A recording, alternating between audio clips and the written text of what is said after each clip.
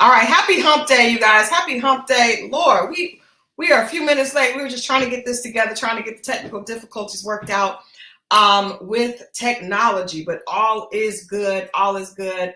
This is Dating Diaries. You guys know on Wednesday, I am Christal XO. I am one half of your Dating Diaries conversation, and the other half, of course, is the man of the hour. Wham! What up? What up? Happy Wednesday, everybody. Happy hump day, Christal. Thank you. Welcome. I'm excited. We're gonna have an amazing show today.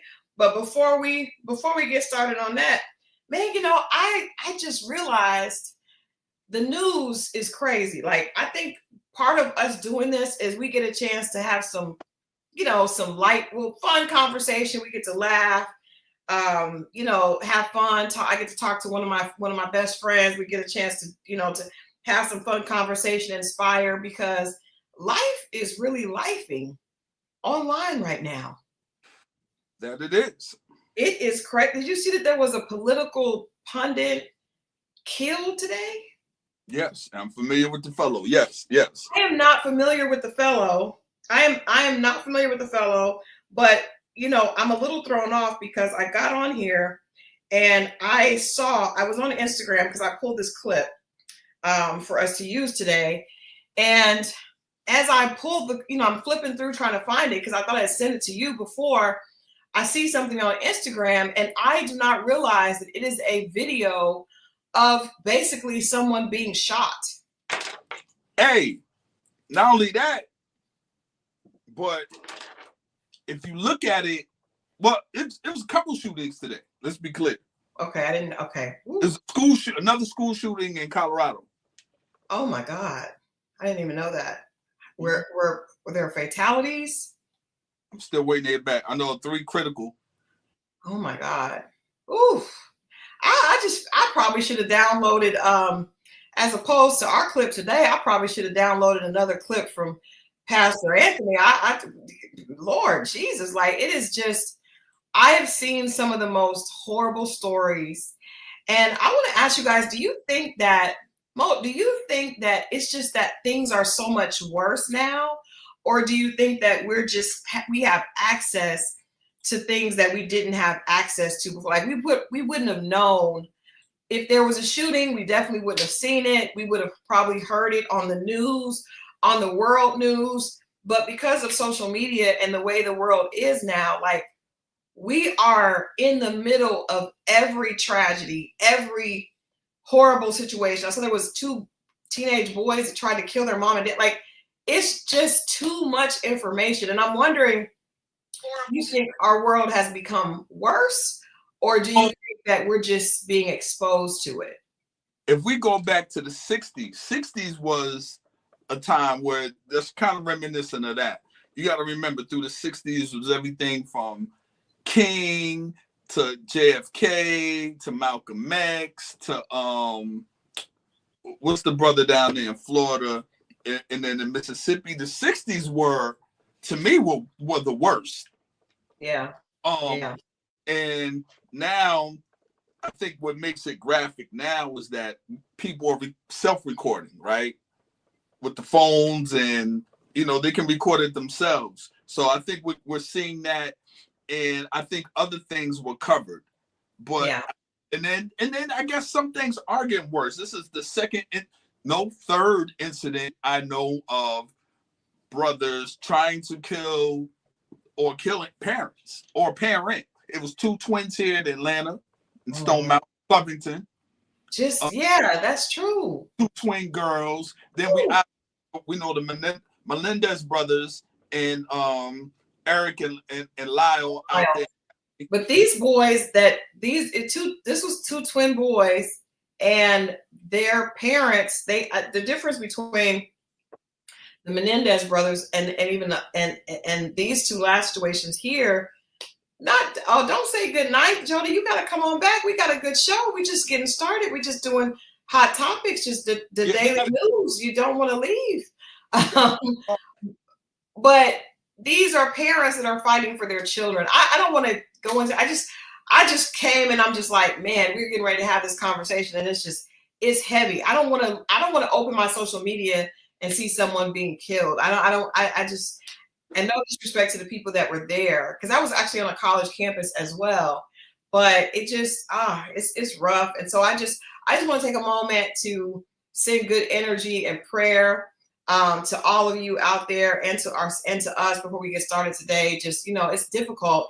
So Lord, we just ask you to bless this broadcast. We love to have fun, we love to talk, but ultimately we want to deliver positivity. We want people to enjoy the conversation. We want people to see the friendship between Mo and I, and hopefully that will inspire other people to really love on their friends as well. So we just ask that to get started in a good place. In your name we pray, amen. Because I just needed something before I just saw that right before I got ready to log on, because I was pulling this clip. So I was just like, man, that is definitely heavy. Tina says, we don't need to watch the news these days. Words spread like rapid fire through so many outlets of social media worldwide. True. Good afternoon. Good evening, Marriott. Welcome. It's true. I think sometimes you do have to guard your heart. You have to guard your ears. You have to guard your mind. We do, man. It's stay prayed up, man. And I mean, I the older I get, I'm understanding, we see the older people, I don't want to say older people play in the house and just being like, I get it. The older I get, the more I get it. Yeah, me too. I definitely do that. But I want to ask you a question just while we're on this topic. Do you think that affects dating more? Because I know I told you guys, I talked about that social media. I watched the Netflix. I started watching the Love Con or some type of Love Scam Con on Netflix last night. I don't need to be watching these Netflix documentaries, okay? The last one threw me off with the high school stalker. And I started watching this. This is basically people that are scamming people that they are meeting online and scamming them. And I'm just like, because it's men and women, not just women. Do you take that into consideration as you're dating now, that sometimes people can be mentally disturbed? Yeah. As a man, I take more, and for women, I understand it could be totally different. But for me, I'm more afraid of the people out there than the people in the computer. Yeah. The man. Now, as a woman, I think it's as equally as dangerous. And I can only imagine, because you hear the stories as a man, a lot of the stories that I've read about, it's robbery, setting guys up, that kind of thing. But I would never meet the way that they meet and how these guys get lined up. But for women, it's just scary all around the board. I really do. I think so. I did see, not to scare you, but I did see a story as I was watching that of a woman that went on a date with a man. What's up, C Boogie? Yo, what up? She went on a date with a guy, and two days later, after they met, they were intimate, and he woke up to her stabbing him in the back of the head. I guess he made a joke about her, and she obviously was not okay, and and he woke up to her stabbing him in the back of the head. He did survive, but I just think we all should be careful, and I definitely get it. As a man, you don't have some of the same concerns, physically, as women do, but I just think everybody should be concerned. C Boogie said, talk about getting head. Sir. What? If she woke up to him stabbing. Oh, yeah, he's quick. C Boogie is quick. You gotta get on. He's quick. Yeah. But I just it's just meeting someone you don't know. If I understand why people go through people's medicine cabinets, and now you can Google yes what it is, and yes, I've done it. And I don't think that's one thing that people don't ask is like your medical history. And is that inappropriate to ask? And how soon do you ask that? Do you have a family, schizophrenia, whatever it might be?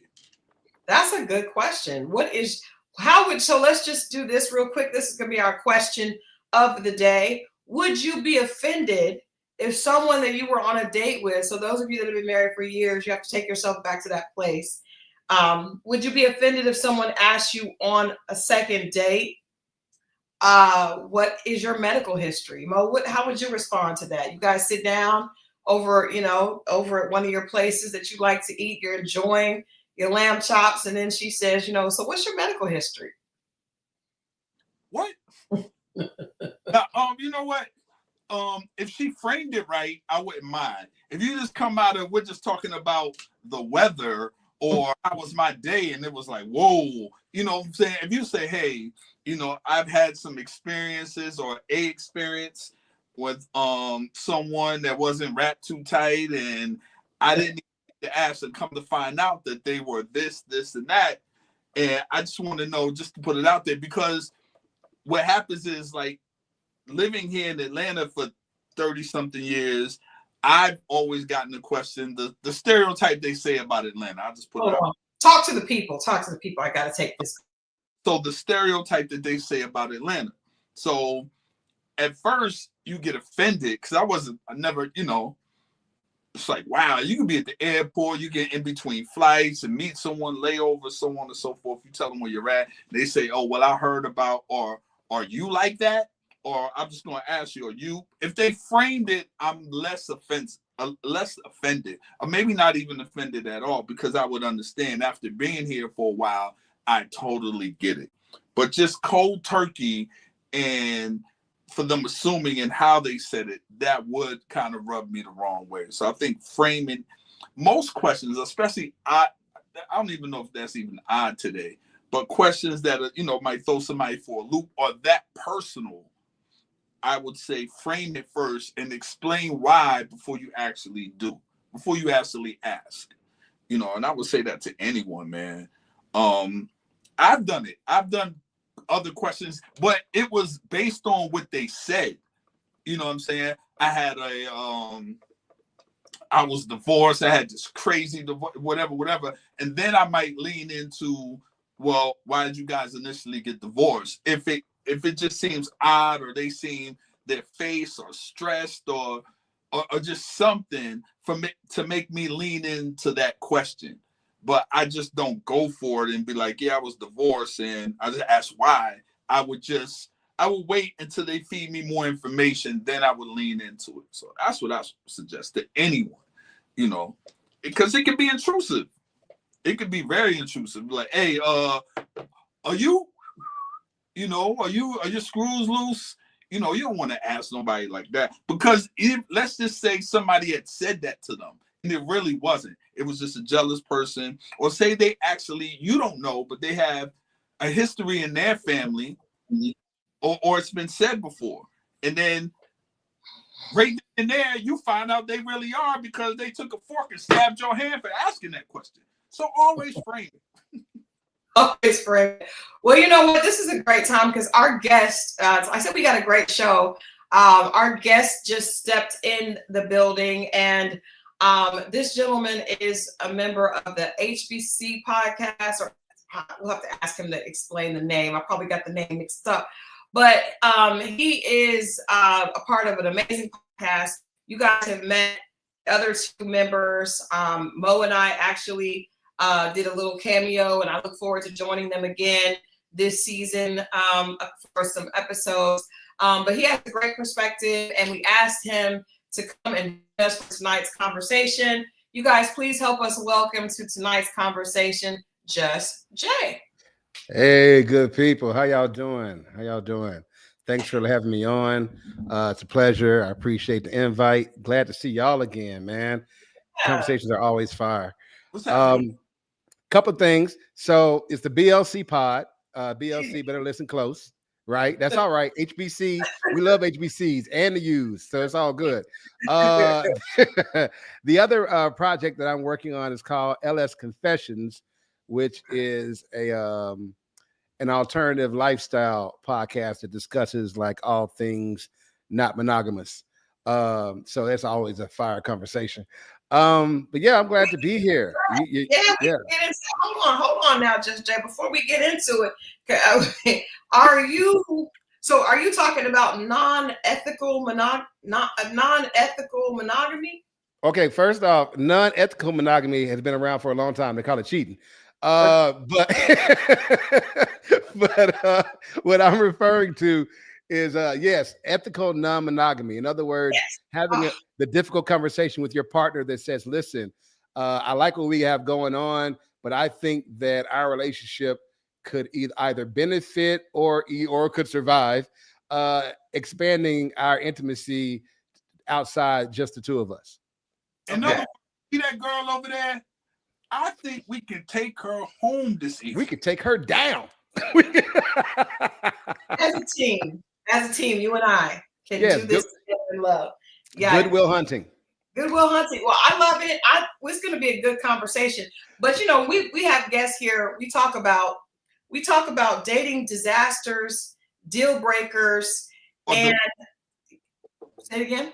Or dilemmas. And dilemmas, yes. Dating disasters, deal breakers, and dilemmas. And so I want to ask you the question that we have been talking about tonight. Just because when I got on, it was so much going on social media.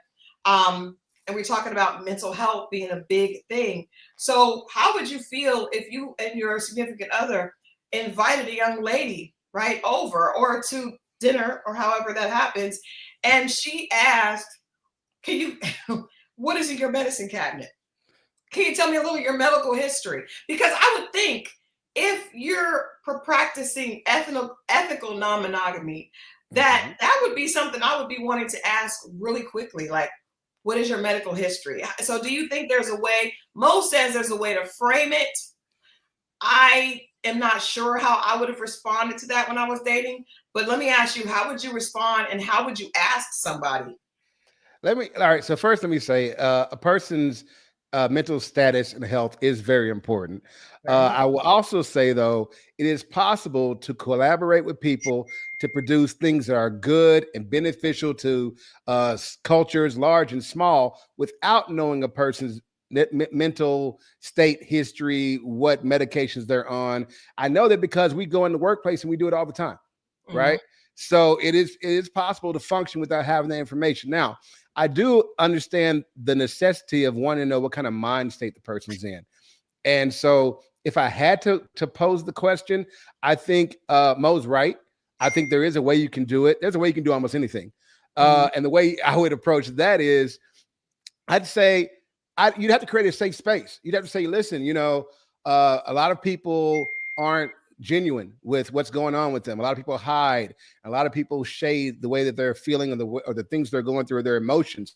And you have to create a space for transparency and that will allow that person to say, yeah, I take, sense of Prozac here and there, whatever that situation is. No, I personally do not take Prozac. I'm gonna violate my own HIPAA real quick. I'm not telling y'all nothing I'm taking, but I'm not taking Prozac. So anyway, if it comes up in the soundbite, I want to make sure I was clear. But I do think that, for instance, when I was first meeting when I met my who is my wife now, and she proposed that we go on a road trip, me, her, and my daughters. Okay. And my daughters were kind of young then or whatever. And she's like, let's go down to Florida. I'm like, I ain't known you that long to be taking my kids along. I mean, my kids were hanging out with her, so she'd already these are not her kids. These are all mine. These kids. are all my kids. Okay. I can't just leave them and go to Florida. And the girls and my daughters were like, oh yeah, let's go. So my wife forgot her purse. No, she forgot her keys or something upstairs. And so her purse was open. And so I saw the prescriptions in there. And I ain't gonna hold you. A bro was looking and Googling, like, what is this? And what is this for? Okay, cool. But now the reason for that, and I told my wife, so fortunately, I think I'll still be okay when this airs.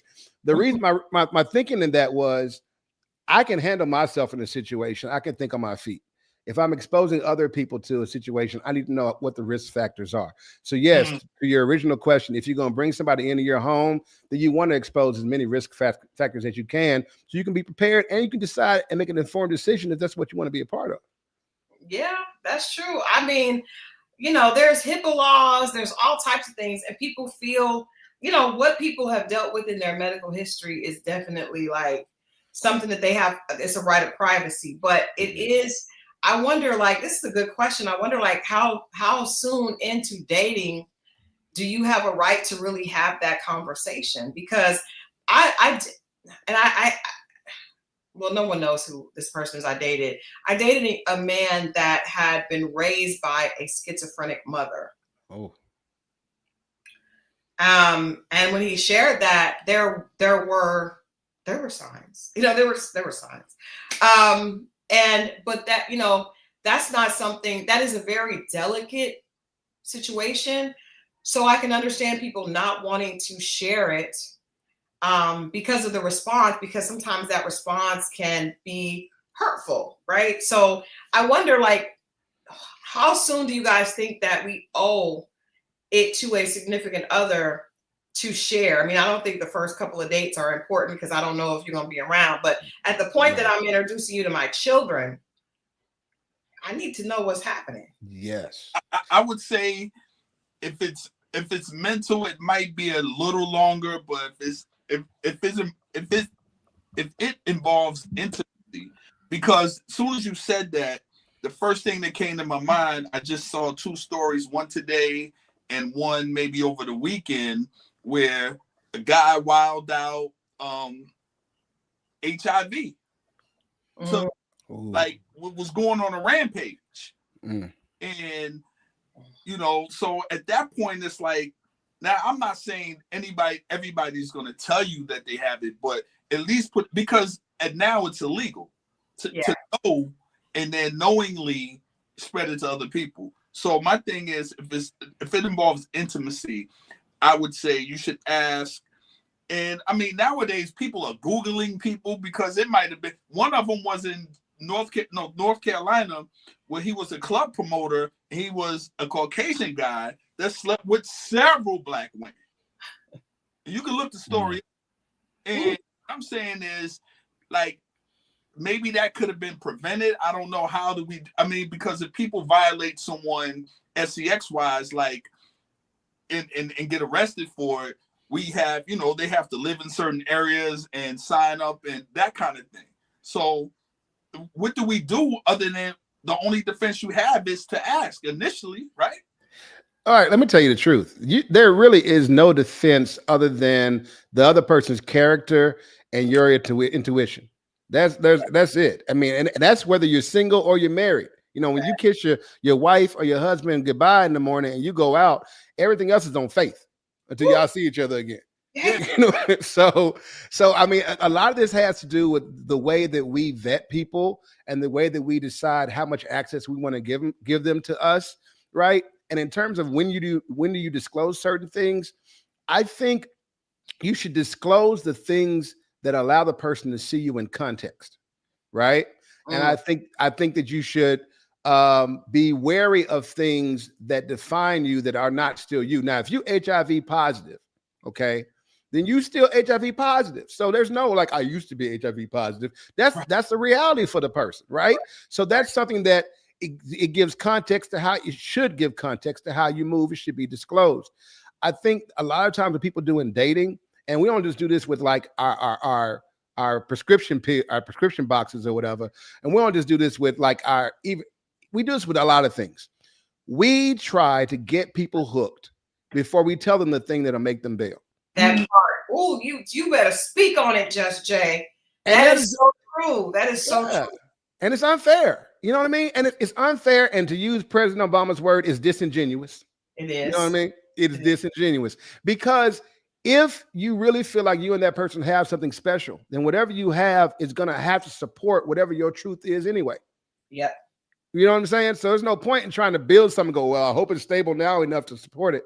So I think that the overarching conversation here is, how do we move to a culture that embraces people's transparency? that allows them to put their story into a context, and also allows them to own I don't know if I can cuss it, own their S. You know what I'm saying? Yeah. I saw somebody in the oh yes, Tammy said, ED, I need to know today. Yes, I have shared on this channel that I went on a date with a gentleman, a first date, mind you, Jay. It was a first date, and this gentleman shared with me, and I think I came across as very understanding or something. I must have, because he shared with me that he had been in a horrible accident, and that accident had rendered him unable to perform intimately. And then he also shared that it would be a little more difficult for him to have a baby because he wanted to have children, and that he would need a woman that he was like, so I don't want a woman with old dried up eggs. And I wanted to be like, right. I just ghosted him. But yeah, I do think that that's probably not something that most men are comfortable sharing, but it is a problem in the 35 and up demographic. But here's the problem, Christal. You are a very tricky person. How? Christal is very easy to talk to and very inviting, right? And people get comfortable, and her eyes light up. See, she got big eyes, right? Yeah, I see it. Big, pretty eyes. Light up, and then you get closer, and you be like, "Oh, she cares." And for that moment, keyword moment, she actually does. But guess what she does when she gets in the car? What'd she do? Moe.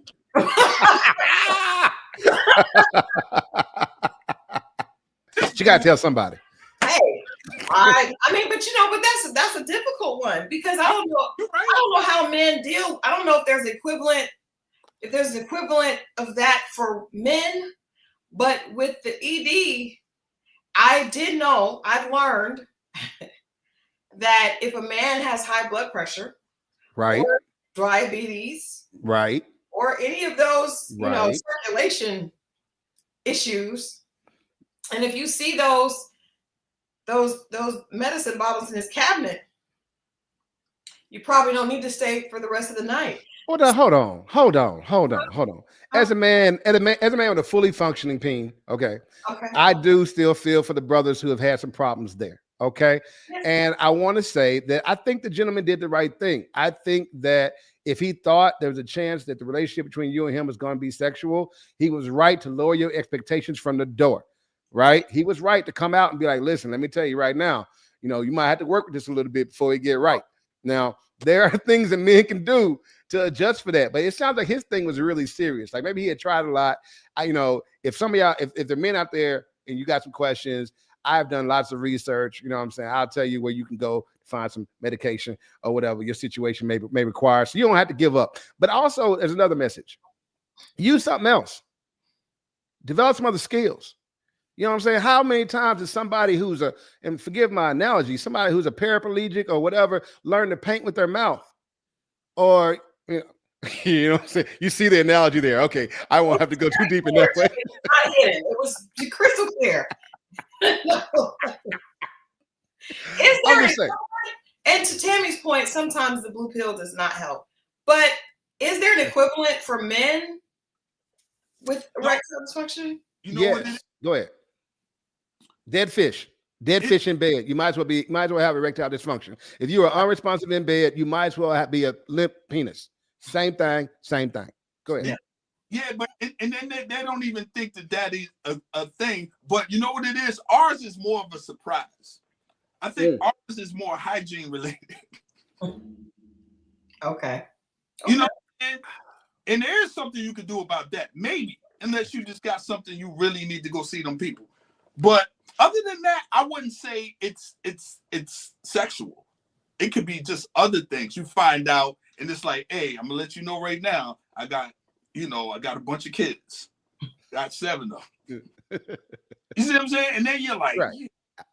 I don't want to compare 7 kids to erectile dysfunction, though. They're on two opposite ends of the spectrum. That's why. One of them is working real good, and the other one ain't working at all. Absolutely. Absolutely.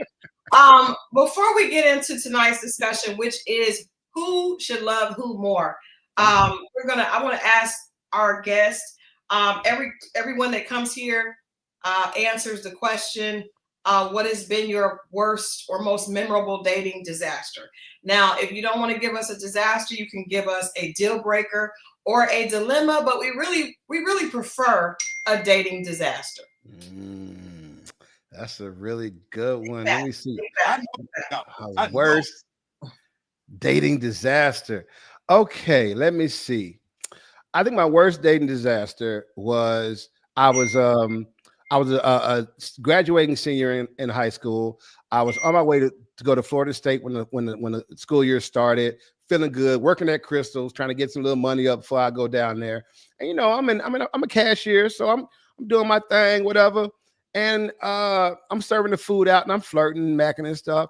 I see a lady smiling at me from the passenger side. You know, I'm shooting my shot. She's feeling it. Her smile looks so bright and stuff. Like, yeah. So we get together, you know, and she looked better in the dark. That is my first thing I noticed. But the day, you know, it proceeds. It's going so well, in fact, that I'm able to get her to a place where we can take things to the next level, right? And yeah, I started undressing her, and she got two entirely different breasts.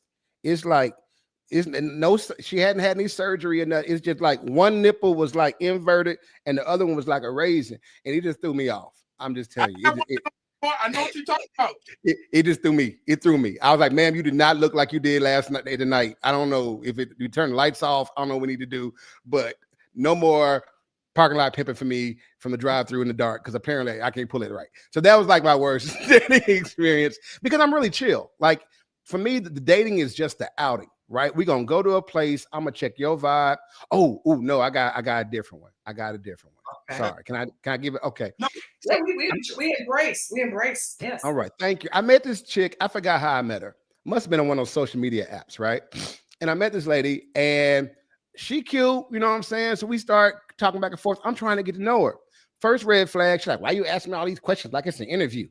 Oh my God. Then I'm like, so then we go out, and I'm like, you know, let's find something to do. Wherever we go, she dry. She's super dry. Just, it's impossible to catch a vibe.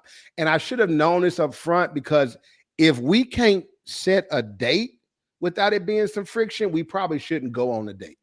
I mean, that's a free game to anybody out there. If y'all having a problem setting y'all date up, just cancel the whole thing. It's not getting any better. And that's what happened. And you know, even though, and this is gonna make me sound bad, but I did tell y'all I do the lifestyle podcast. So of course, I got a little mileage on me. So even though we end up having sex that night, I was still trying to fix the vibe. You know what I mean? I was still trying to fix the vibe.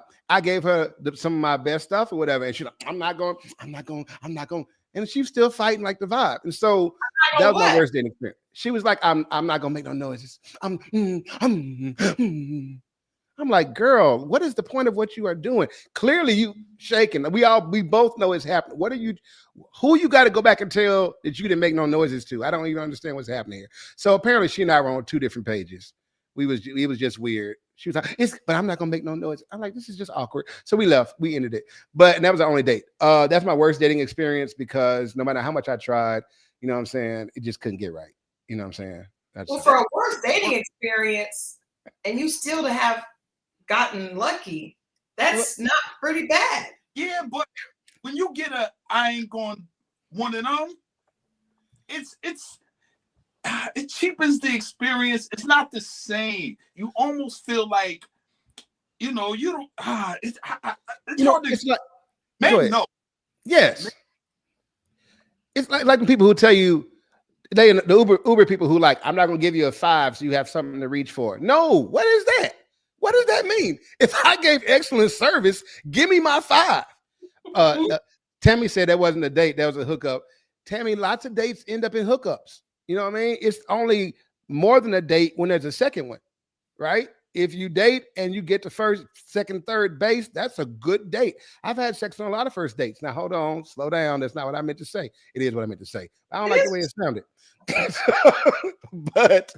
but you know, I don't think sex invalidates the date. I have had sex on the first date with all three of the people I married. Okay, wait, before you judge me, the first one passed from breast cancer. The second one was a terrible person. I had to divorce her. Not my fault. All right. My condolences, and thank you. I'm so sorry. Thank you. That was it. Just the way you just threw it out there, I was unprepared to catch it. I know, but okay. Last question, and then we'll get to this. So if there is intimacy that happens, does it go from a date to a one night stand, or is it a one night stand date? Like, what is this? I mean, if that's the only time that you see the person, and I'm still married to number 3, by the way. I'm still married to number 3. We've been married for 7, going on 8 years. We got a big blended family. It's like 12 other people that live with us. It's crazy around here. Yeah, it's a long story. Trust. Well, are those 12 people a part of the lifestyle, or are those okay? They're it's a blended family. So there's grandkids and all kind of stuff. So yeah, I have to party elsewhere now. Yeah. Okay, that's beautiful. So are you and your current wife, a part of the lifestyle? Yes and yes, I guess I could say. I was gonna say yes and no, because when I first met her, she really was more of a monogamous mindset. So she was more like, I understand you're poly. I understand that's how you are. You know, I'm gonna try to wrap my mind around you. And I think now as she started to look at it, she realized that we live in a household that looks very much poly. Like for a while, her ex-husband lived here, right? He was helping. Yes, he was helping to raise her kids, my stepkids. Her oldest daughter doesn't live with us anymore, but the daughter's baby daddy is now here raising the child they had together, and a second child that she had with somebody else. She's not here.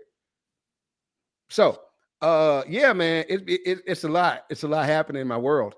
The census actually called me one year, and they were like, "Listen, sir, we got here that you said 13 people live in your house. Is that right?" I'm like, "Yeah, that's right." They're like, "No. I'm gonna read you these names, and you just tell me if they all live there." And they read through all of it. I'm like, "Yes, they're here. Yes, that person's here too." I don't know. My house catches a lot of people. You know, the ex-husband of the wife lived with you so that they could raise the child together with you.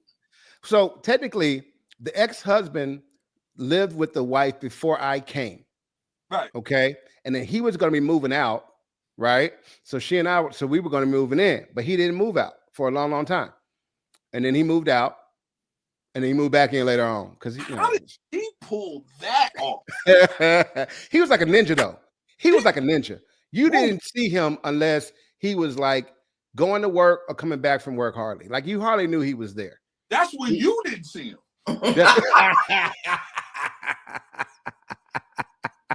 You're right. That's when I didn't see him. I think it was really funny though. The first time my family realized he was here, they had come to visit me. And we're sitting down the stairs. We have an open floor plan or whatever, so you can see the upstairs. And he comes out of the shower like in a towel, and he's going around to where his room is. And my homeboy and my brother are like, "Yo, dude, it's a man up there, man. It's and I'm like, yeah, that's our ex. You know, he's here helping raise the kids, and it's a lot. I really could explain it in a way that makes sense, but just when I tell you my world is crazy, my whole life is story sounds like a movie, but it's all good. Tammy said you need a show, sir. Yes, I guess you are one of the few men that don't have an ego, because for you to allow the ex to live there, but I think she's a very gifted woman. I would just say that. I would just say that I'm afraid that we could sit here and talk about this all night. So I want to get to our topic Sure. We'll circle back one day. Yeah, we'll circle back, Jay. You have to come back, obviously. Okay. You must come back. We had a woman to come on and talk about polyamory, but I think we should have had you come on because you're telling us in a total different way. It's happening in real time. So I am intrigued as well, Nola. Our audience is intrigued. But we want to get to tonight's topic. Sure. So tonight's topic is who should love who more. Now, I didn't pull a clip from the woman because most women, specifically most Black women, I don't know because I've never been a white woman, but as a Black woman, I've been taught that you should always be with a man that loves you more, right? And the rationale behind that is that men do not connect in the same way that women do. You know, men, for the most part, now there are also outliers, we don't want to generalize, right? Disclaimer. But usually it takes men maybe a little bit longer to fall. And usually the woman is going to be, if a woman loves a man, she's very nurturing, she's going to do everything for him, right? Men, we don't see them as in love with women as often. So it was said that, you know, if you want to have a successful relationship, you're going to end up giving your all anyway if you love that man. But you need him to have a little bit more skin in the game initially, because eventually you're gonna get to your level, and then most men don't come to that level. So before we respond to that, I want to play this clip from the Kevin Samuels, who was of course deceased. Rest in peace, Kevin Samuels. And then let's talk about this as a family. The man than a man to be obsessed with a woman. If a man's obsessed with a woman, he takes his eye off the prize. He's nowhere close to being as productive, competitive, or successful. He gets in his emotions, gets in his feelings. He starts to make mistakes. That has a deleterious effect on his outcomes. However, when a woman's obsessed with a man, that man tends to have better outcomes.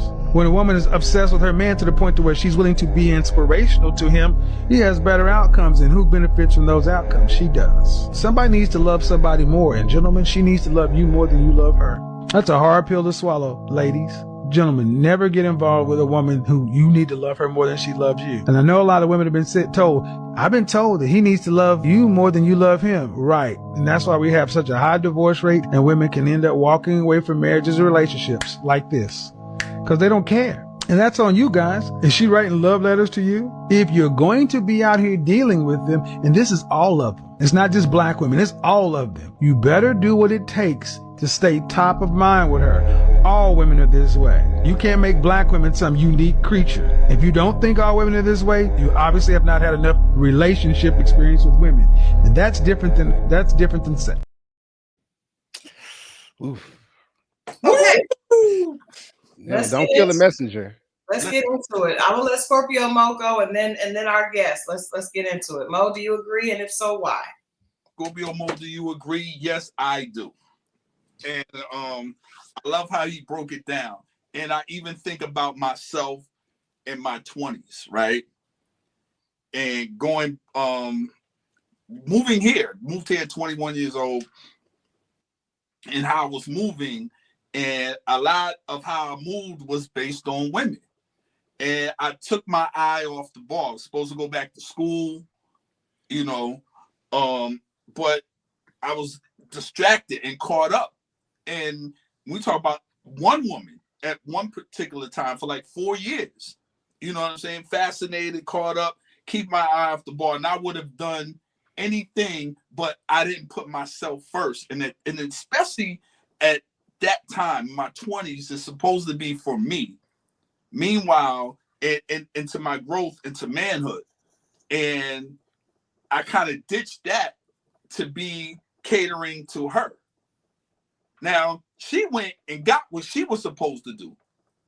And every woman I know that loved her man through without ever age, she stayed keeping her going to school, just staying focused. And it kept her from being out in the, whatever it was, whatever distractions it may be. And when he said that, I was like, yeah, I see that. At least that was my experience.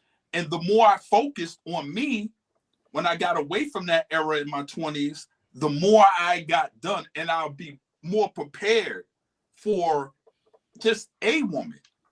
At that time, in my 20s, I wasn't really prepared for a woman, let alone her, because that was the time I was supposed to have been doing me. I've never heard of a woman losing herself in her 20s, but I've heard a lot of brothers who have. You know what I mean? A lot of us. You know what I mean? The NBA is full of them. The NFL is full of them. We look at them. The brother just got divorced and got hit over the head. He should have been focused on, you see what I'm saying? And making himself a better person or a better man for them. So when I see that, and then I see how the women operate, I'm like, yo, if she's in love, it's gonna move fast forward. She's gonna go straight ahead. You know, she's not gonna get caught up in anything else. So for me, I really prefer it to that way now. And I'm saying every relationship is like that. And I don't say it has to be a drastic, like from here to here, but a little bit more. And then it all depends on the other hands that it falls in. If it falls into a person's hands that manipulates, and that could be both sides. That's more of an issue than who loves. So it's the hands that it falls into, man or woman. So, I agree with that. Yeah, I agree. I agree with a lot of that. I don't think there's anything that I disagree with. I probably would expound on some of it to the extent that when I first hear the question, I think it's a leverage question, right? It first proposes like a leverage question. Who has the leverage in a relationship? Which already tells you the relationship is flawed, because if you go in looking for leverage, then you're going in as in a power struggle trying to manipulate. So you already, that's conflict, off break, okay? But let's say it's not for leverage. Let's look at it from a different standpoint. Let's say it's about, let's say it's about purpose, okay? And purpose fulfillment, which was what Mo was hitting at, Scorpio Mo was hitting at, right? So when a man, and I've been guilty of this, okay? I've been guilty of being so moon-eyed for a woman that I just wanted to do anything that would make her happy. I was her genie in the bottle. Anything she wanted, girl, I got you. Just let me know. And I thought she would love that about me. But she barely even respected that about me. Because what she really wanted was a challenge. And when I failed to present the challenge, she started looking for challenges in other places. It was too easy. It was a layup. She didn't want no layup. She wanted the scoring title. She liked shoot the three. You know what I'm saying? She likes to prove she got some game. So when a man is overly devoted to the woman more than she's devoted to him, he makes his thing about her, right?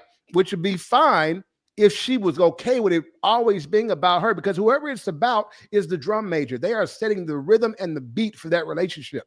They are setting the tone, where we going to go, how we going to get there, all of that, right? And come on, ladies, you are all, at some point, all say, I'm tired. I'm tired of being in charge. I'm tired of calling the shots. I'm tired of being the one that has to do everything. But if you pick a man who is just moon-eyed over you and everything you say, yeah, baby, because I love you, that's what you're going to get, because he's going to dance to your beat, thinking that's what's going to make you happy. And yeah, you'll be happy for a little bit, but then you'll be bored longer than that, right? As opposed to a man, right? If the woman loves the man, she will get on board with what he's doing. And as I hate to say it, as Kevin Samuels was saying, I don't like echoing him a lot, but she will get on board with what he's doing, and she will make him more powerful than he would have been alone. Right. And then it won't ever be like, oh, I'm tired. Why I have to do all this by myself? I'm tired of being the man, or I'm tired of being the one that plans this or does that, because she can rest in her femininity, right? And just know that she has backed the man that she truly adores. It does not work if the man is more into the woman than the woman is into the man. It just won't work. It'll work for a little while, but it doesn't work long term. I've never seen it happen that it does. Well, I will disagree, obviously, as the only woman over here in this square. Well, first of all, I do agree with you, what you said, how you started, Jay, in that it's really like we're talking about the dynamic. And if you're entering into something looking at the power shift and the power dynamic, you're being more strategic than you are authentic, right? Right. So I think that's a problem. But I also think that we're talking more about, it's not really about love. I think that was deceptive in the thing, because it's not really about who loves who more. I think it is, I think it's very important as a woman. And we've been watching and reviewing King's Court, right? This show is a reality show, and it has 3 very, very successful men. I think that because, like, Mo and I have had conversations, we've been friends for over 20 years, Jay. So we kind of know each other's good and bad, as he liked to share with you guys earlier today. Okay. We know each other's flaws. But one of the things that we've always talked about is a man, anybody really, but specifically men, when you get the woman that you want, is different than the woman that you need. And I think it's important as a woman, because to be with a man that wants you and is just googly-eyed over you and doesn't need you. In this show, Carlos Boozer, who was a former franchise player, I don't know what team he played for, but he was very popular. He saw one woman, one of the women of the 20, and immediately his eyes lit up. And because he's a man that has had everything and can get everything he needs and wants, I think it's very important for the man to be very excited, almost too excited about the woman, because if it's a woman that's more excited about him, he's never going to get there. I personally believe that the man that grows to love you never treats you like the man who is proud to love you, right? And let me explain what I mean by that. When a man sees what he wants, Mo and I are having we've had a lot of conversations. I know when it's a woman that he like, she's this, I got a bad one. You know, when it's this energy, it's different than when it's one that she's a good girl. She looks okay, but she's really sweet to me. She treats me well. It sounds good, but the way he's going to treat it is not the same as when it's one that he's like, man, she's bad. He's going to level up and to figure out how he can be a better man, because whether it's the beauty, which in most cases it is, right? It's the looks. It could be her status. It could be how she presents and how other people see her. If he sees her as a prize, he's going to fight for that. If he knows that this woman sees him as the prize, he's gonna take the love. And sometimes I think there are some men that can, even because they just have a good character, they can grow to love that woman, but they're never gonna see her in the way that they saw that one that was the one that they wanted. I think on the other hand, with women, I think women, because we were created to be nurturers. We were created to be to take something and to amplify all of those things that I believe, you know, from the Bible, that we really were. You know, Adam said, I'm lonely. God created Eve for Adam. So we really were meant to be for someone else, right? I believe that. So if a woman is with a man and he's treating her right, now the woman that you talked about, there are women that are just immature and cannot appreciate a man that loves them. But in most situations, if a woman is mature, I'm not talking about the bad bitches that really don't care. I'm talking about a woman that is mature, and she's and you be with a man that you really may not. That's one of the reasons that I have always been afraid of men that were ugly, because I know myself, if they treat me well and I stay in a relationship, eventually I'm going to look at them and be like, oh, but I love him. He's my little ugly. And I'm going to just love him. And I'm going to be walking around in love and loving on and building up someone. So I was like, no, Christal, do not do it. Because that's just our nature. Our nature is to, when we're being treated, when we're healthy. Now, there was a time when I wasn't quite like that, Jan. And we don't need to talk about that. But there was a time when I was more focused on other things. But once I matured, I really would have appreciated a good man. And if he didn't have to necessarily, I mean, I don't necessarily think he could be too much under 6 foot, but I digress. The point is, I'm so sorry, but I'm trying to be honest. The point is, we still are going to, if a man is treating us well and we're in a relationship and we're a mature woman, we're going to really love him. We're going to pour into him, because that's just the nature of a good woman, a mature woman. A man's nature is to go out and hunt and he needs to be inspired, right? I think that a man needs to have a woman that he is proud to have on his arm in order for him to, number one, treat her the right way. Not because I've seen a lot of men, that little ugly woman just pours into them and he just uses her so he can get to the bad chick that he aspires to. And I feel like we should not be doing that. So for that reason, I feel like the man needs to be excited over the woman. And maybe it's visually, whatever he likes, she needs to have that. Because if she doesn't, at the point when they go through hard times, he's out. He's going to lose it. Because men they do not love unconditionally as easily as women do. What? That's cap or whatever they say. I'm whoa. No, whoa. Go ahead, man. Men at hard times. Now, I have known a woman to leave a man, but I've never heard of a man leaving a woman at hard times. Ever. What about if she gained some weight? That's not hard times. That's heavy times. That's and she could go to the gym. That's not hard time. That is hard times. What if she gets older? What if he started out and she didn't? Let's just be honest here, right? Okay, come on. Let's say that he likes, he loves, you got some men that just like curves, right? Right. He falls in love with a woman. She don't have curves. Because what I know about you guys is you'll still hit, right? So he hit, she doesn't really have curves, but he's like, she's nice. I really like her. I like her a lot. Now, they fall in love. They start building. She starts getting on his nerves. He starts looking at her flat back. He starts to become irritated. And then he goes out and there's this woman at work with all the curves, like an onion. And the girls are sitting upright and she's just smiling at him. That there is no, get what men need to get what they like. Yeah, but all right. So what I hear you saying is we did kind of shelve the love thing, which I think was valid in the context of this conversation. But what I hear you really saying is attraction. Well, the other thing I hear you saying is maturity. You said when a woman's mature. Now, that mature woman, when she goes to get an immature man, that's the man she got to build up and level up. If she had found a mature man who was on his dean and his grind or on his purpose, right, then he's still going. When he sees her, he's like, oh, you know what? You match me well. Because you match me well, we can build together. Not, oh, you're out of my league, let me get to you. Not, oh, I'm lucky to have you. I'm lucky to have found somebody on my level. That's where people are getting a disconnect at. I don't like it.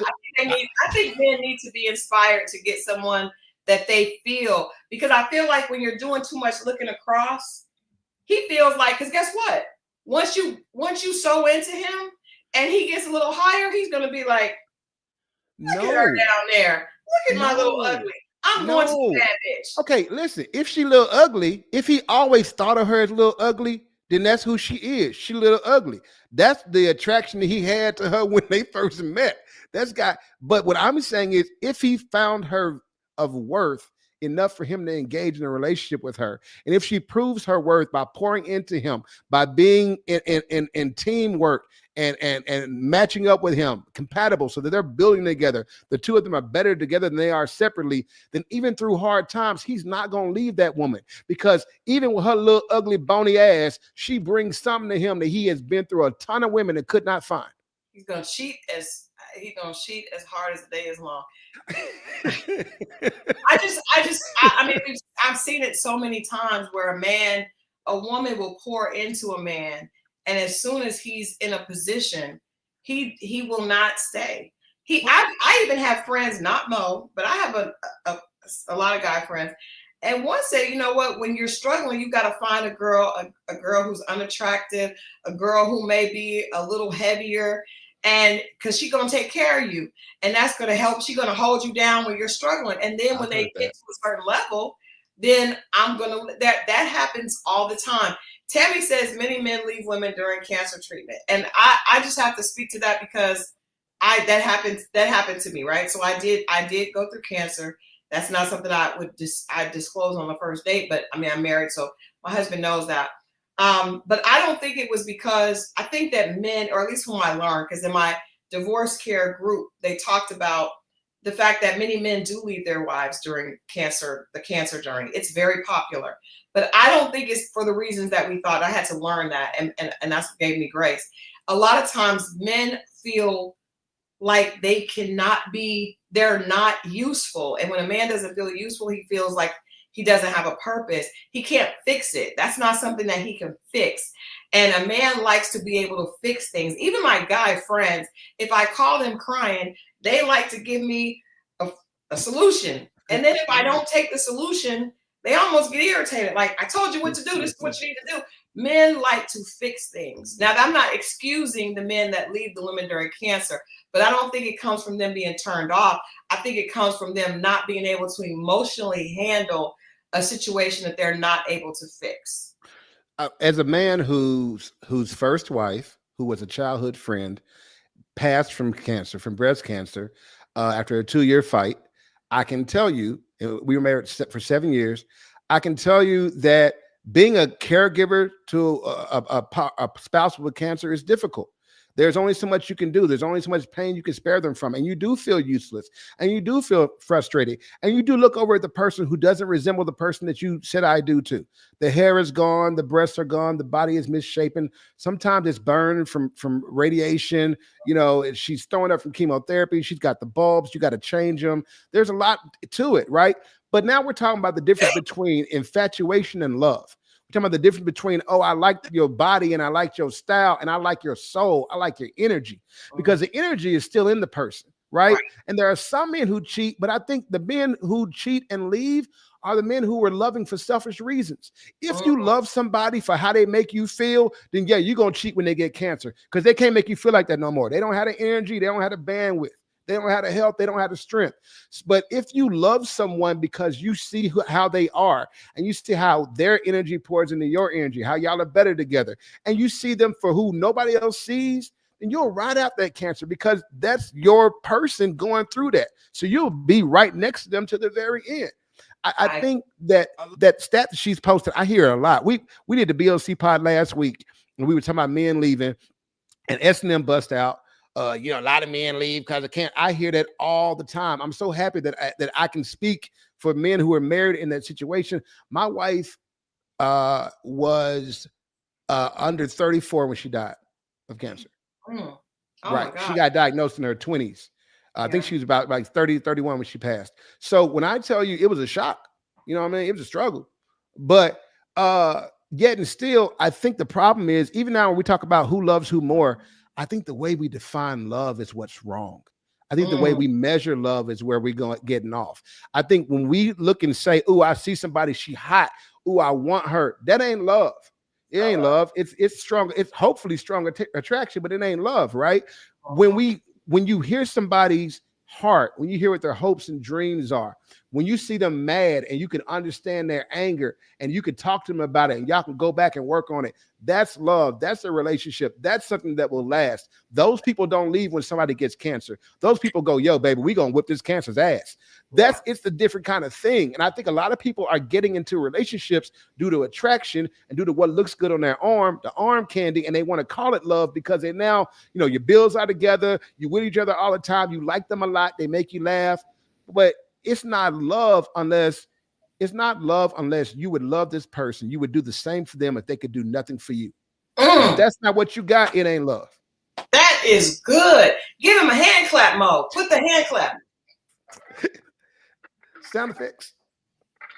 No, I'm glad you said that. And I think from afar, when men lust, it looks like he likes her. It looks like he's heavenly. And that's not necessarily the case. And I think we get judged based on that. And this brother just really put it in context. Which, try to explain that and can't. And we need to clip that up, just even that part, so people can understand the love, lust, and even I like that. But just because I like to look at it doesn't mean I want to settle down with it for the rest of my life, or other than a night, or may not even be a night. I just like looking at it, but I know that ain't good. And we know better than you think we do. But we still, as you said, Christal, are hunters. Yeah. You know what I'm saying? So let me ask you both this, because that's really good, man. Jay just dropped. That's so true. I think so many of our relationship conversations are based in things that are not substantial, right? It's, I don't like a woman that's older. I don't like all this stuff. I don't like a man that's short. All this stuff is it's not substantial, and it's not about real love. It's not about real relationships. So I appreciate you, making that difference. But let me ask you guys this, because I hear this a lot. I talk to men a lot, and I think a lot of times men do feel comfortable sharing things with me. And I've heard from so many men that they've been in long-term relationships, sometimes even marriages, right? I remember, because I was not wanting to get married again after my first marriage. I was like, I'm good, right? Because if you really got married for the right reasons, you are not just trying to do it again. You're like, nah, I'm good. Because it takes a lot out of you, right? So I talk to so many men that would be in a full-fledged long-term relationship with a woman they did not truly love. So how in the heck does that happen? And how can women know? Because the majority of our audience is women. And that used to scare the crap out of me, right? You hear a man be like, I was with her for 7 years and y'all broke up. Are you hurt? No. And I'm like, what? Like, how could you not? And it's like, they are good at, I think men can be good at being placeholders, right? Because you see Nelly with Miss Jackson for 11 years. We saw him and her together. We saw it. I saw Nelly all the time. Nelly looked meh. He gets with Ashanti. All of a sudden, we see every single one of that man's teeth. He immediately marries her. He immediately has a baby with her.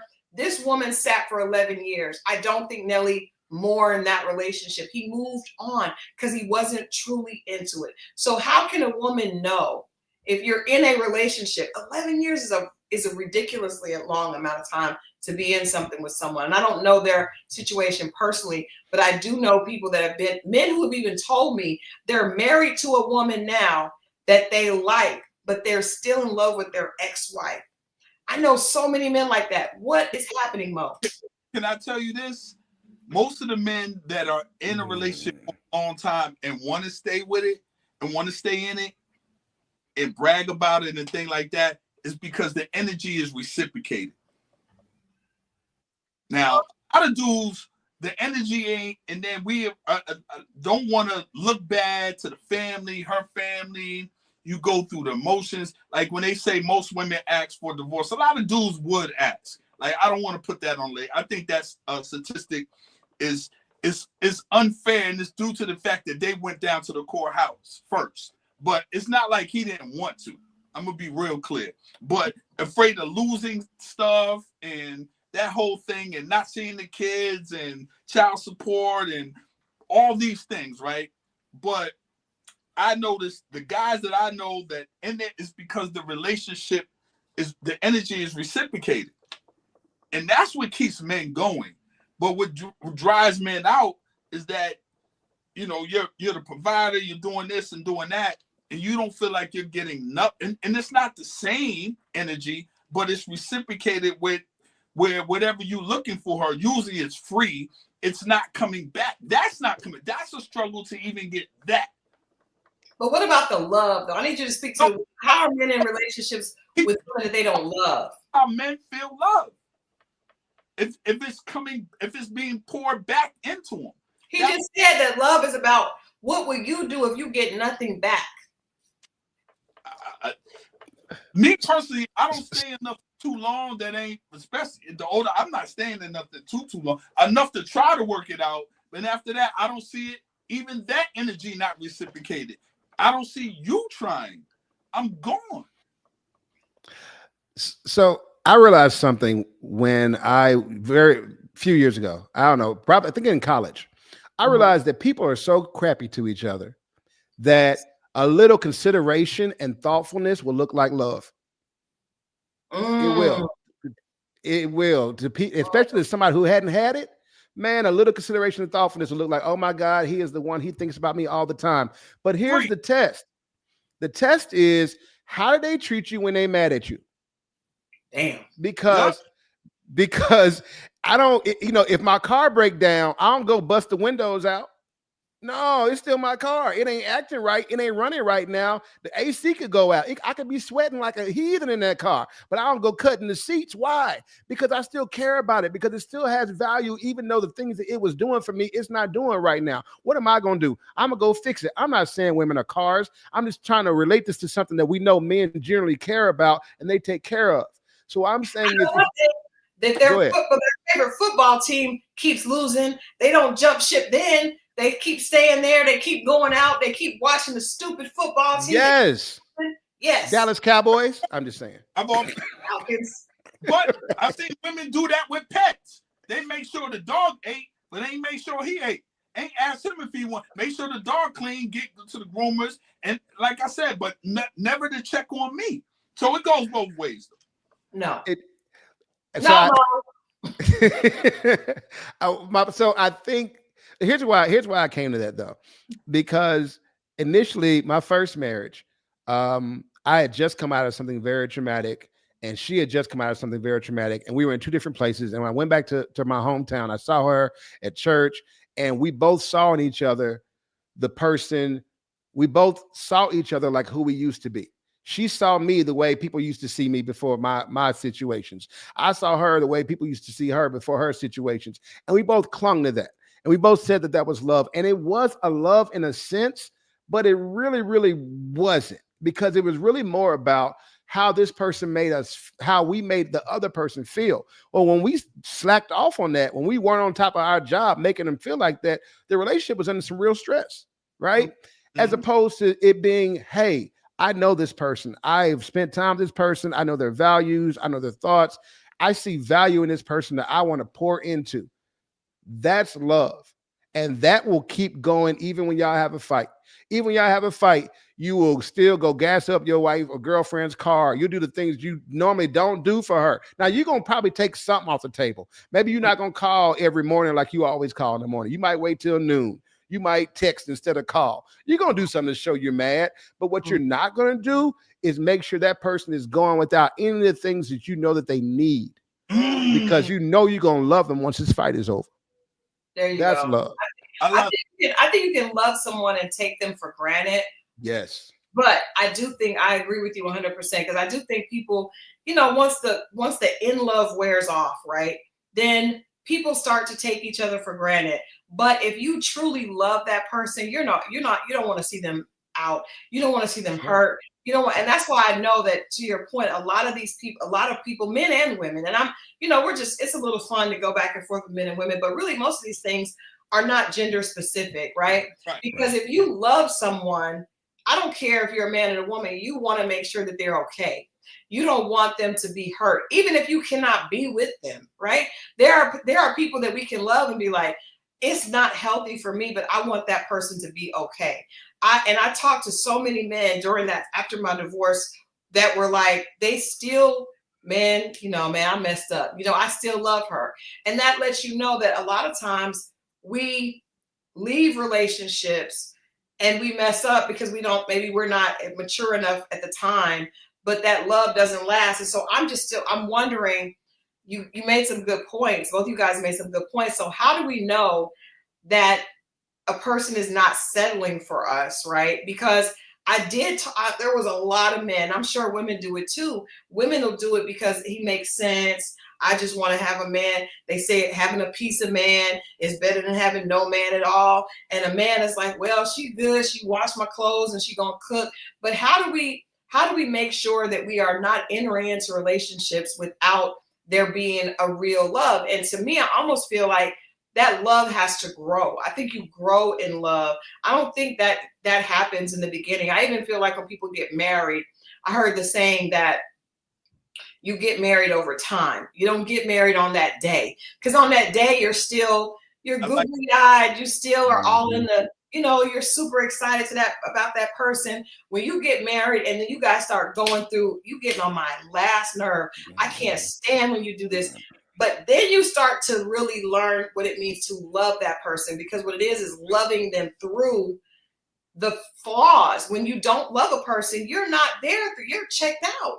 You are ready to go. So how can we know when something is substantial and has that real love, or when it's just very, very fluffy, infatuation? I got a cheat answer. My cheat answer is this: nobody can settle for you if you are at the top of your game. You never settle, right? So if you own whatever your purpose and your goal and your drive is, and you meet somebody along the way and they're like, yo, I like what you're doing, and they go with you along in what you're doing, ain't no settling here, right? Yeah. If anything, maybe they came up, but you're not a settle. That's the second thing is, somebody at my door. Sorry, got distracted. So, so first thing is know your worth. The second thing is, it really goes back to the relationship and the consistency. And I lost my train of thought with the knock at the door. The grandkids. I think that's why I said earlier get a man who is at the top of his game, like who has everything. Because when you get a man who's broken or who's trying to figure it out, he may settle for you. You want someone that knows that you are the prize, that he's excited to be with you, not just someone that's like, oh, well, she's going to be with me while I'm going through this painful place. Because there are people that will try to target people while they're going through something hard. That's people in general, right? Yeah, a lot of people. Yeah. You want somebody? Go ahead. That's no.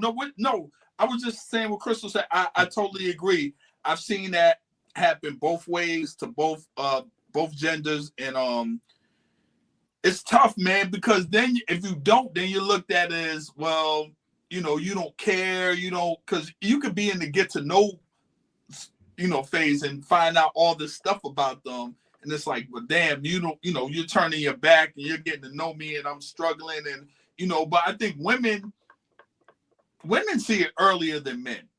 I do believe that. They're looking for it faster most times.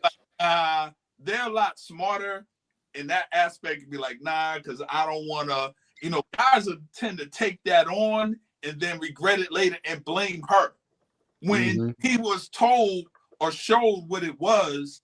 And because he liked her so much, he didn't think about this being overwhelming, or could he really do it? So I give women credit for seeing it and be like, nah, because I don't want to deal with A, B, and C, and you got a whole bunch of child support and this, that, and the other. You got a half a job, and I just rather not.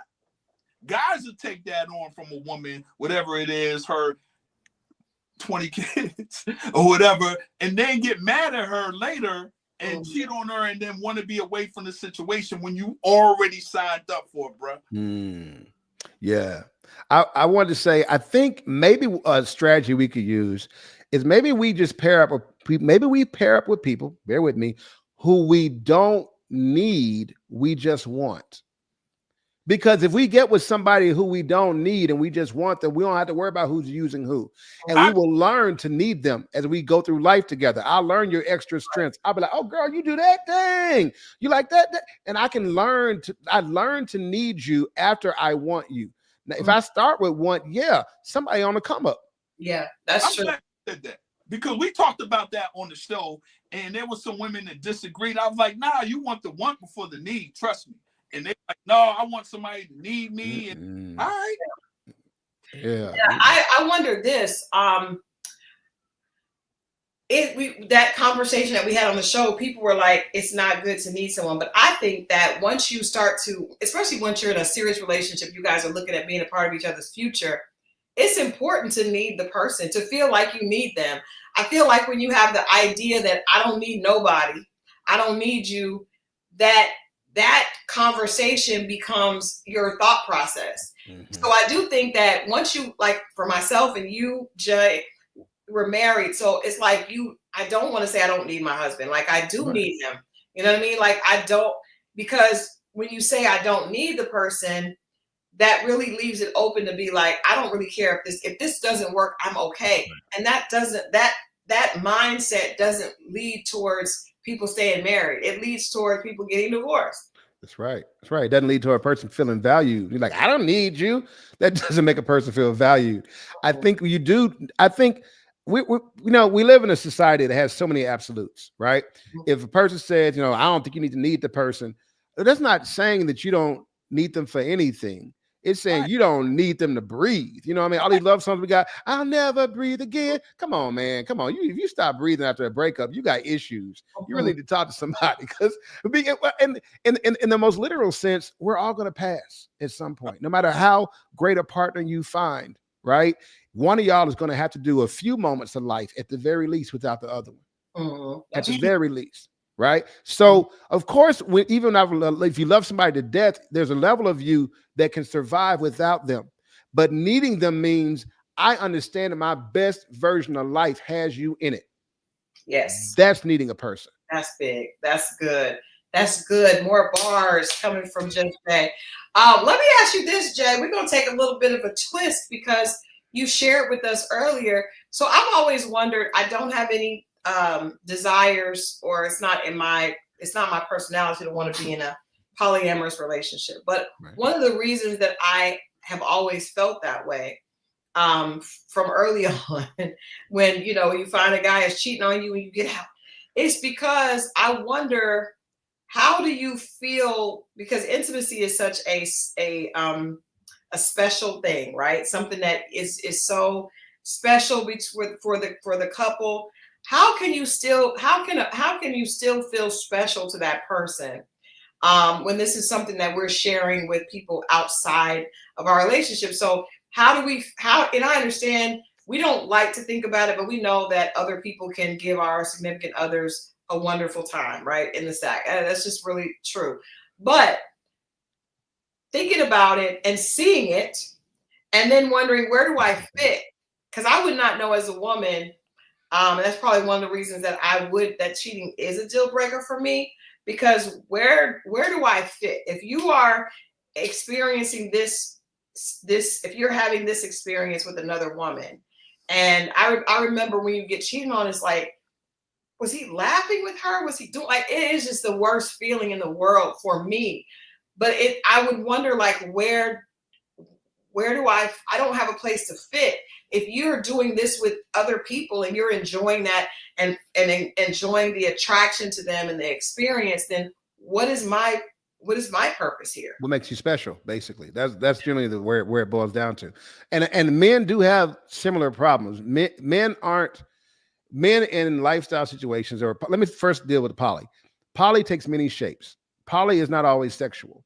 Poly just allows that I can have a relationship, and I can have more than one relationship in my life that are very significant to me, right? That I can have more than one person in my life that I can say, hey, I love you. I hope that we are living together or doing life together in some sense for as long as we're both breathing. And if I can say that and have that bond and be that for more than one person at a time, then you're poly.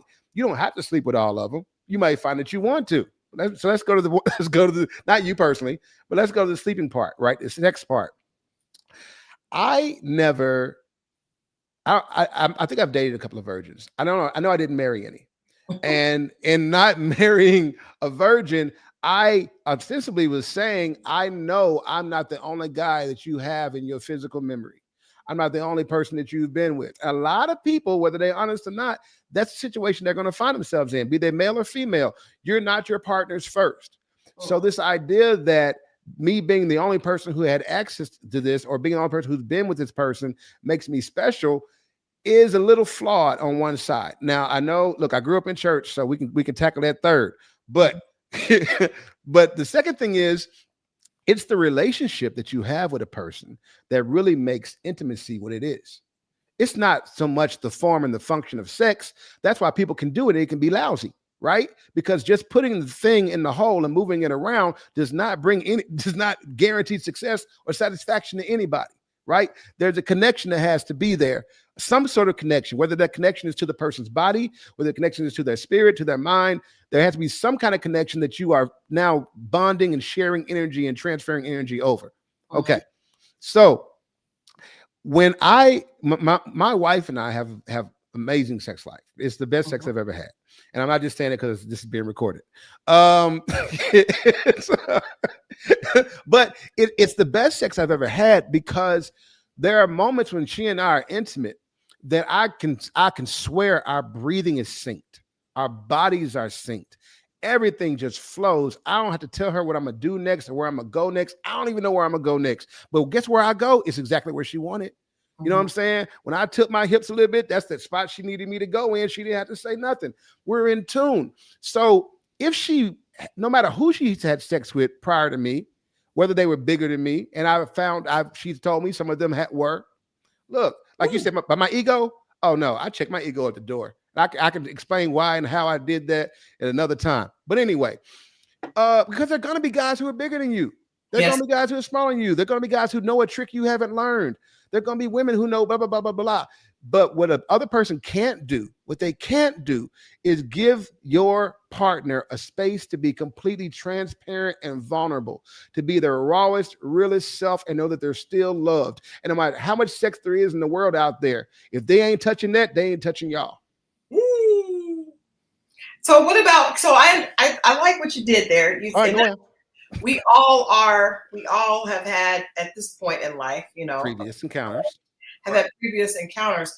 But if we are continuing to consistently have them, there could be, I could say, you know what, this is the best connection I've had, right?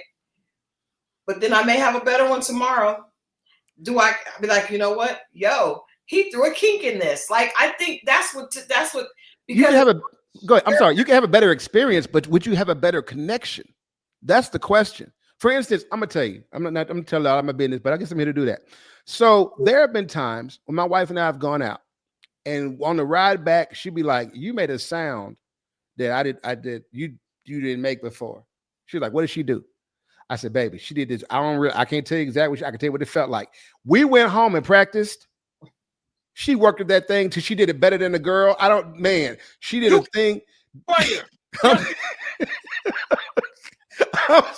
What I'm saying is we in a moment. Now I am not immune to jealousy. I've been jealous before. Okay. I've been jealous even in this marriage at times. Jealousy is a natural human emotion. All emotions are natural. You just got to learn how they're fuel. You got to figure out what to use them to burn off and what to do with them. That being said, we have had learned to use the things that other people have done that we have never given to each other to go, hey, this thing happened. I like this. And the other one, go to workshop. Let me see if I can figure this thing out. And it only gets better. But it takes is knowing what makes your relationship special and sacred. Mm-hmm. For some people, it is sex. For some people, they're like, it's sacred because I'm the only person you can have sex with. And I that's valid. If it's valid for them, it's valid for me. But for some people, what's sacred is I know you better than anybody else. And you know me better than anybody else. And when everything else is going crazy, we always fall back to that. Now, is it possible that a person could have sex with somebody at like a play party, getting like, oh my God, it's so good, I gotta get it again, and they start sneaking off, now they all in love or whatever? Yes, it is possible. It does happen. But it also happens that a person goes to work and they get a work wife, and now they sneaking off during lunch break. You know what I mean? They didn't have to have sex with that person to be enamored. What they had to have was a gaping hole in the relationship that somebody eased into. Or maybe they are greedy and just like, or maybe they're greedy. Maybe the hole is their greed. And yes, I am so happy with my wife. They said, why add it? Can I answer this thing? Yes, okay, so why add others? Honestly, my wife and I talked about this recently. First off, I'm poly. I've always been poly. I was a cheater up until I stopped being in relationships. And then I stopped being in relationships until I got married. And when I got married, I was in the church. I was the elder. It's a long story. And yes, because I don't know any church that welcomes that lifestyle. You know what? They weren't very happy with me, but it's okay. Yes, they weren't very happy with me. What was I saying? Oh, so why add others? I think first off, there are some things you can only experience with an extra pair of hands. I'll just put that right there and put a pin in it. Okay. And so if you're going to experience those things or allow your partner to experience those things, you might have to tag somebody in. You know what I mean? You just might to. If you want to be on one end, you might want to do something else on the other end. And the words is low. Yeah. You got it. Sometimes teamwork makes the dream work. But what initially made me decide I wanted to do this in this particular relationship was the sex was so good. I was like, Lord, somebody else has got to know how good sex can be. Somebody else has got to have a taste of this right here. I can't. No pun intended. No pun intended. But I see the pun now. So that's why. But what's funny is, like, I have a hall pass. I rarely use it. We go to parties. We don't play a lot of parties we go to. It's amazing how even when you have that opportunity, when your spouse is the central thing, your spouse remains the central thing. And everything that you do, you're doing it together as a unit. When you start doing things separately, then you're no longer a unit, and that does create problems. I can tell you this though, I wouldn't recommend it to anybody who's in any kind of marriage that's in any kind of bad shape. It is not a fix for anybody's relationship. It will never fix anybody's relationship. It is the difficulty extra hard button pressed on your relationship if you decide to do it, because you got to have triple the communication. You got to have triple the conversations, triple the trust, right? Triple the transparency. So it's something that I am doing or I have done, and I try to walk other people through it through my podcast and other things. I'll be the first one to tell you it's not for everybody. It's not for everybody, though, because of our mindset, because the way we've been brought up doesn't really allow for that. Now, if we were to go back to beyond Western civilization, African tribes or whatever, you would see there was a lot of that. There was a lot of communal families, a lot of villages or whatever. Now, I don't know if they were all having sex, but I suspect they were. I think I have some friends that are in a situation. Well, they actually have like numerous wives, like there's some sister wives, right?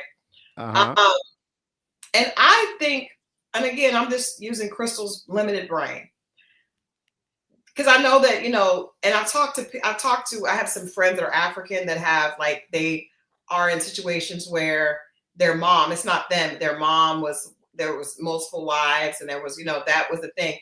And I think that I told my guy friend that has a situation, I was like, a woman is only going to love you so much if she has to share you with numerous people, right? So if I was, say Christal was born in a time where she had to be one of many wives, right? As a woman, and I would ask the women in the chat to let me know if you agree. As a woman, when you know that the man is finding pleasure other places, and that's a part of the routine, right? Now, he's not sneaking and doing it. This is just the setup, right? Then he becomes more of a resource, and it makes sense that you would want the wealthiest one, because I got to deal with the fact that you have other women. I'm not necessarily going to always be the favorite. That probably will wear off quickly. So it doesn't have anything to do with, I agree, hey there, it doesn't have anything to do with love. It's more about convenience and lifestyle. I want to have the wealthiest man, so we have to share him, but it's not really about love. It's really about doing my duty. So on the Monday when he comes to my tent or my house, I got to do what I got to do. But really, I'm not looking at him as a real ongoing partner. He is the person that takes care of us, and that's fine, but it's not really an intimate. He's not my best friend. Probably one of the other wives is my best friend, or maybe somebody else outside. But because he's more of a financial and security resource. He provides this for us. We appreciate it. We have children. They're all, and it doesn't feel like. So I was telling this guy, like, I don't think that women are going to be like, they're not going to have the type of love for you that makes them be willing to do anything, because you're already letting them know that 3 of you is still not enough for me, right? I am the provider. So you're going to get treated like that provider. You're not. I got to push back a little bit. Okay. I'm sorry, Mo, go ahead. Because I'll remember my pushback. But my thing is, that seems the way that women operate with one man. No. I mean, okay, he got a point, because what women want, what women want that they go for and they think they have in monogamy is security. That's the problem. That's the red flag that goes with any kind of poly anything. It's like, and especially, well, I'll just say women. Women tend to have there can only be one mentality, one at the top, right?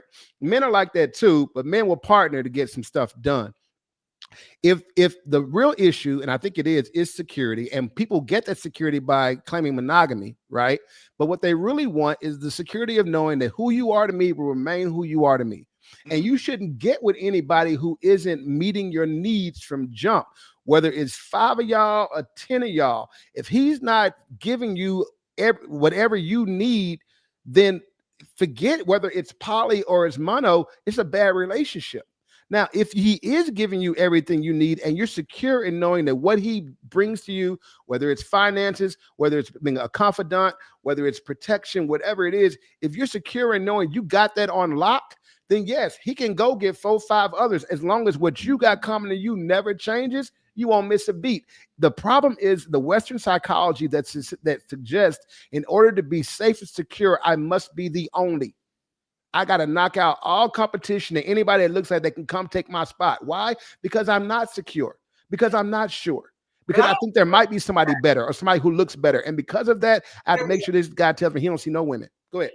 There will be someone that looks better. There always will. But I don't think women, I know women now, like I've got a couple of girlfriends that will deal with a guy that is married or whatever, as long as he takes care of them, right? And so it is that mentality of, that's the same mentality as a woman that's okay being one of many. She's like, well, I don't mind because the perks are as such, right? So he's not necessarily, it's not like her feelings are hurt, because if you love a man and he is if he's the apple of your eye, the moon in your night, all these things that Kevin Samuel said is important for a woman to feel, right?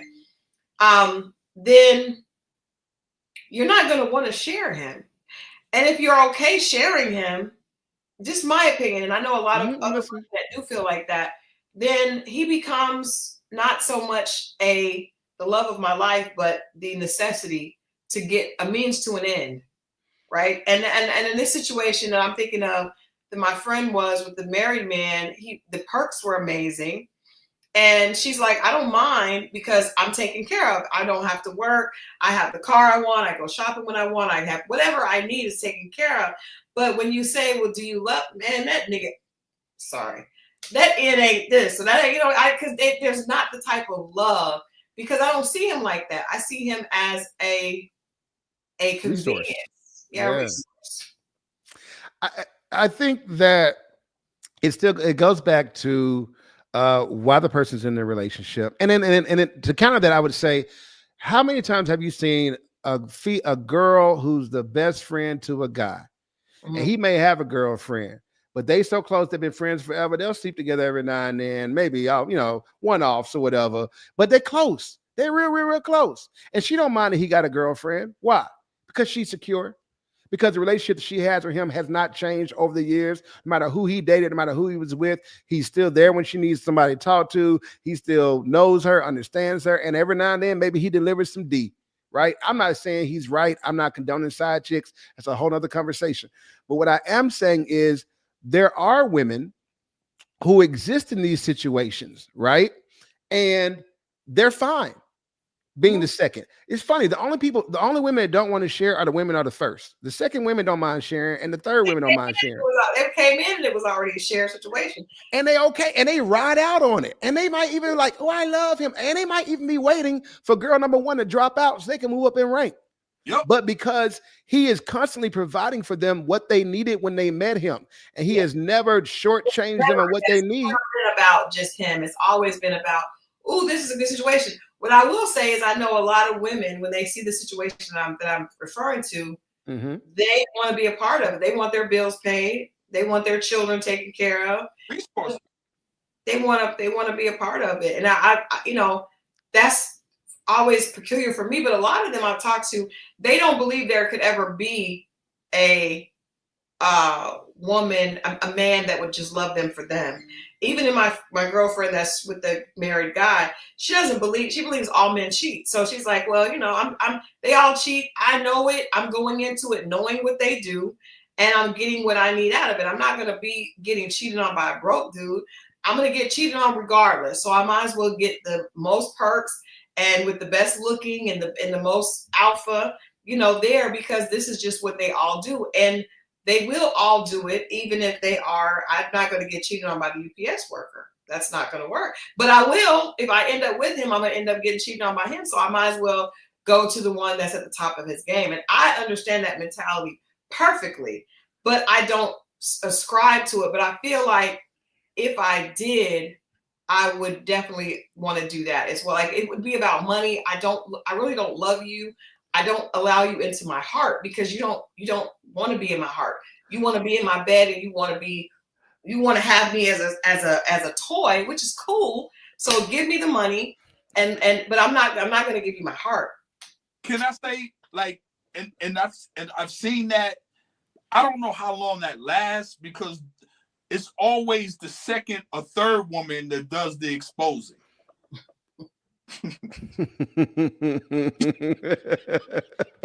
It is a lot of times. It really is a lot of times. I mean, You're right. Expose what everybody already knows.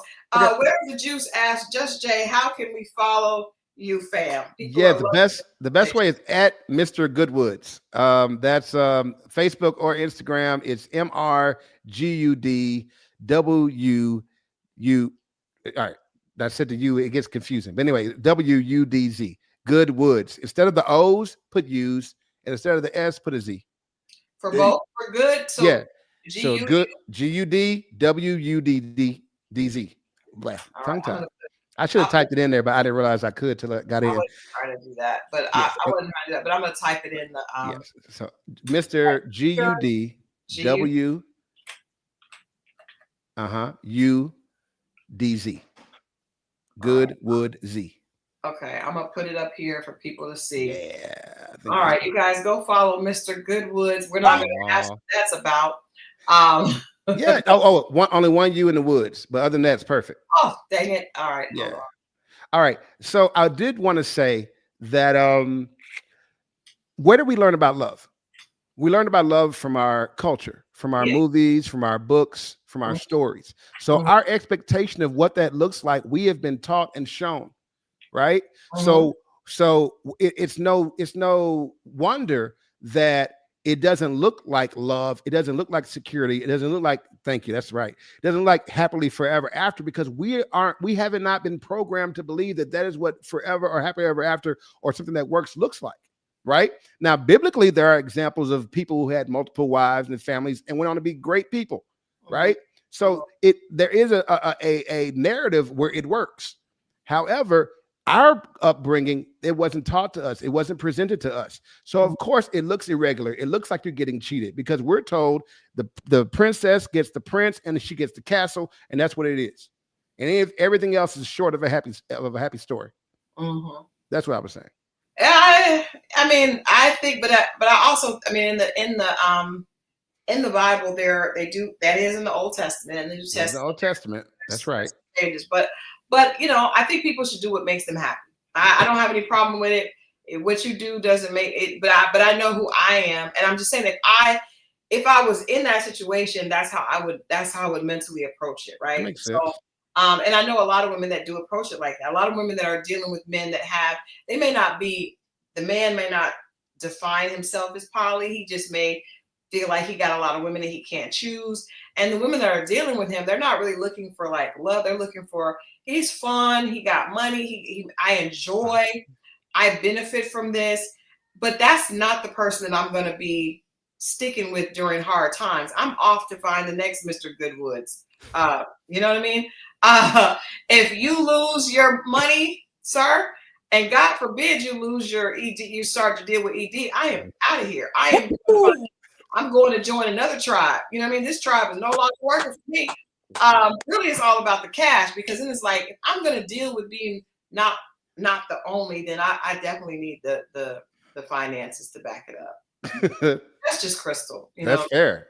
That's fair. Everybody should get what they need to be okay in their relationship. Yes, I do. So I think if we can close tonight's conversation, because this has been really good. I hope you guys like this before you leave, and make sure that you share this, because this was a really good conversation. I think that definitely a lot of people need to hear.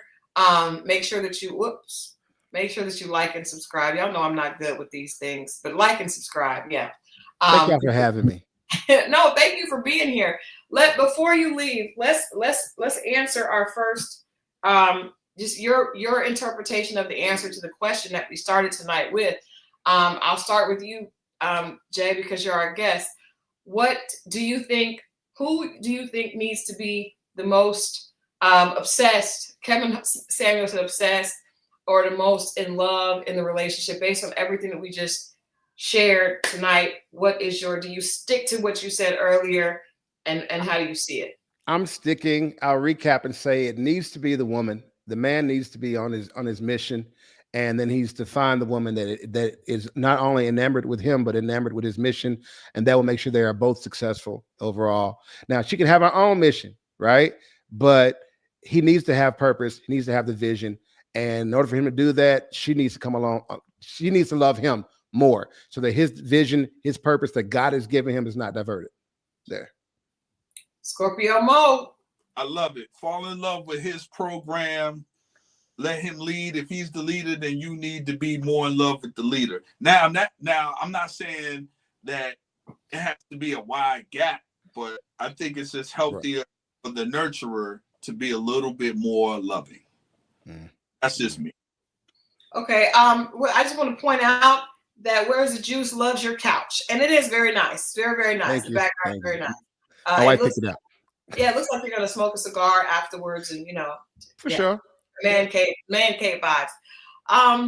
I still stick to what I said, because I think at the heart of it, I think that men need to be respected more than even loved. Even in those situations, I think when a woman loves a man but she doesn't respect him, there's a problem, right? So I think that men need to be respected more than even loved, and I think women just need to really be loved and adored and cherished, and adored is just a great word. It's what we need. We're the softer, the more the more feminine energy, and we need the love like more than I think men need the respect. And I think to you all's point, like respect means I'm going to follow your lead, right? But as far as the love, I think that a man needs to see what he wants and really know that. And I think that if sometimes a man can love you and see in you something, and you can rise to that, right? A woman, if he sees, like I always tell women, if he doesn't see you as his wife, you're just, because usually a man will look at a woman and he will know, I really have an interest in her beyond this. Men will see their wives before women will see their husbands. So when a woman says, that's my husband, girl, you don't know. He probably ain't. But when a man is like, that's my wife, I'm going to marry her, I'm going to take care of her, they know. I just feel like they know their vision is different than ours. So he has to, I'm not saying it has to be love, but he has to, but it at least to be love. And the woman has to respect that. I respect that. Okay. We came to a good medium, right? We came to a good medium. We did. I'm packing up a Where's the Juice here. Somebody, every couch, every furniture you got can fit 3. You're hilarious. You're hilarious. I love it. It does look like there's room for a person on either side of him. There actually is. Yeah. Well, we love it. We love it. First of all, Jay, we have enjoyed you so much. Thank you, Jay. This was so fun, and you have to promise. We cannot let you go until you promise to come back. Oh, I promise. I promise. I love it. I got so much more to tell y'all about my crazy situations in life. We want to know, because I really need to understand about that ex-husband. I need to have you come back, and we need to talk about, when we talk about relationships that are kind of like out of the box. We will definitely, at each other's math, we'll definitely connect. But thank you again for coming and being a part. We were like, you guys are like family. The podcast with Nick and S&M, you guys are like our cousins, our podcast cousins. So we enjoy spending time with you guys. We love having you guys come over here. We need to do this a lot more often. So thank you so much for hanging out with us tonight. Thank you guys for having me. Appreciate it. Love the crew. Love the crowd. Can't wait to come back. All right. Well, we'll definitely have you back soon. Thanks so much. All right. That was so much fun. That was fun. It was a good. Let us know what you guys think in the comments. Do you feel like did our discussion change your thoughts at all on the man being more in love with the woman, or the woman being more in love with the man? He's already one of my favorite guests right there. Might be. Yeah, it was good. I like all of them. We had a good time with all of them. But yeah, he definitely. And our chat loved him, because our chat can be kind of funny sometimes. They don't like everybody. Our chat don't like everybody. Y'all, we have brought some people here, they be like, I didn't ask if he was poly with his wife who passed from cancer. We didn't ask that. We wanted to be respectful. I didn't know a good way to ask that without being disrespectful, because that losing a spouse has got to be very difficult, especially, your first love. But anyway, we will be back on Friday. I put up a video of Tommy saying to Cisco that when he met his wife, his wife had more than him. And he was basically trying to encourage Cisco and Tay to remain in the fight. We're going to get all into it. We're not even going to worry about it today, but just come prepared. Friday, we're going to come prepared to get into all these situations. Yeah. We got Cisco and Tay. We got Hussein and Angie. We have Jay and Kiara. And we got one more. And can I say this? I'm not going to say which cast member. I'm waiting to get a response. I did reach out to one, so I'll keep y'all posted. Yeah, and reach out to a couple. Let's reach out to a couple more with that intel that we sent. Let's see if we can get a couple more. I'll reach out to the ladies and you reach out to the guys, because we definitely need to get some of them in here. And I'll follow up with Own and see if we can do that. Because we definitely need to have some conversations here. But yes, Friday is gonna be all of that. You guys know how we do. If you did not see my conversation with Coach LaTanya, I had a very, very good, like very powerful conversation with Coach. I didn't step into the room, but I was watching some of it. I did. It was really. I was talking to my mom about it today. She really helped me understand, like, you know, some mother-child relationships are more like siblings. That's funny you said that, because that's the part I caught. Yeah, and it was interesting. It made me think about it, because I'm only 15 years older than my mother was. Yeah. I'm saying, so that's the part I caught. That was interesting. Yeah, I think we gave a lot of grace. I mean, we gave a lot of grace to Chloe.